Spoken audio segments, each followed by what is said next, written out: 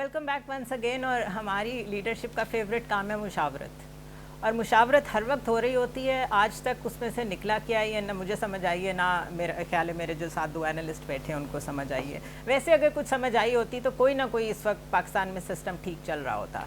तो वो एक दफ़ा दोबारा हो रही है इलेक्शन कमीशन और सियासी जमातों के दरमियान इंतखाबात की राह हमवार हो रही है। ये एक सड़क है जो बन रही है, काफ़ी कठिन इलाका है, इसलिए मुश्किल पेश आ रही है।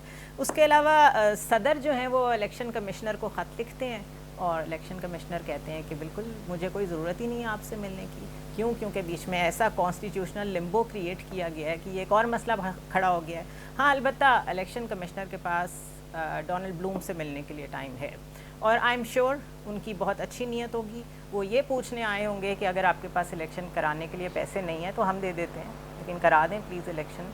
राना साहब क्या ख्याल है? उन्होंने जो ख़त का जवाब लिखा है ना चीफ इलेक्शन कमिश्नर ने, उसमें एक जुमला है कि आपसे मुलाकात इसलिए नहीं हो रही कि इसके कुछ महदूद असरात हैं।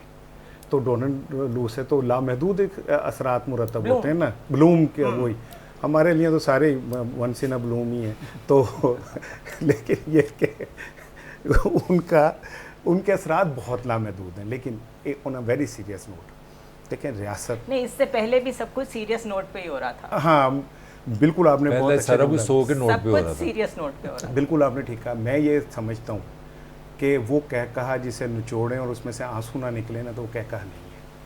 हमारे कहकहों में हमारे पीछे छुपे हुए दर्द हैं जिनको हम अपने कहकहों से छुपाते हैं। हम अपनी हंसी से, किसी की आंख जो पूर्णम नहीं है ना सोचो उसको कोई गम नहीं है।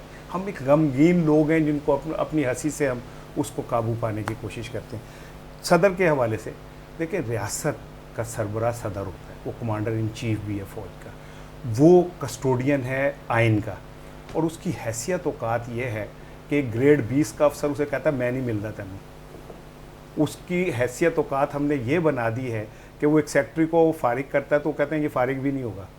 वो नए को बुलाते हो कहते हैं मैं भी नहीं आ रही। हम क्या कर रहे हैं अपने मुल्क के साथ? हम अपने बच्चों को क्या सिखा रहे हैं कि हमारे बड़ों का अदब क्या रह गया इस मुल्क के अंदर? सदर एक ऐसा हमने अब्बा बना लिया है कि जब घर में मुशावरत करनी हो तो उसे कहते जा तू दही ले आ। उसको मुशावरत में भी शामिल नहीं करते। तो फिर किस लिए बनाया हुआ है? अरबों रुपए खरबों रुपए तुम उस ऐवान सदर पे क्यों खर्चते हो भाई? आप कहो कि वो कैफी अदाकार से पूछे ना कि तो आपकी नज़र में सबसे अच्छा सिंगर कौन है? कि जी मोहम्मद रफ़ी बहुत अच्छा गाता पर पायंदी बड़ी गाल लगी है। फिर उन्होंने कहा अच्छा वो सबसे बड़ा फनकार दिलीप कुमार साहब बहुत बड़े फनकार, लेकिन भाईजान दी बड़ी गाली। तो यहाँ पे अगर भाईजान ही सब कुछ हैं तो नवाज शरीफ सदर बन जाए, शहबाज शरीफ वज़ीर आज़म बन जाए, इसहाक डार वज़ीर ख़जाना बन जाए, मरियम साहबा मुस्लिम लीग नून की पंजाब की वज़ीर आला बन जाए, अल्लाह खैर सला आल इन द फैमिली, काम हो जाएगा।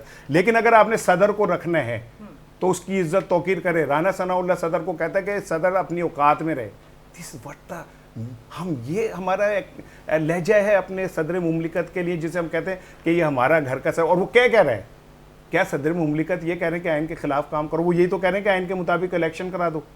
क्या वो पुट्ठा काम कह रहे हैं? नहीं, वो तो सुप्रीम कोर्ट ने भी कहा था। हाँ, उसकी भी नहीं मानी। तो वो इसलिए नहीं मानी कि जो भी आइन के मुताबिक बात कहेगा ना आप उसकी नहीं मानेंगे। सुप्रीम कोर्ट के जजों को जिस तरह मुस्लिम लीग नून ने मुलायम किया ना, हिस्ट्री में लिखा जाएगा।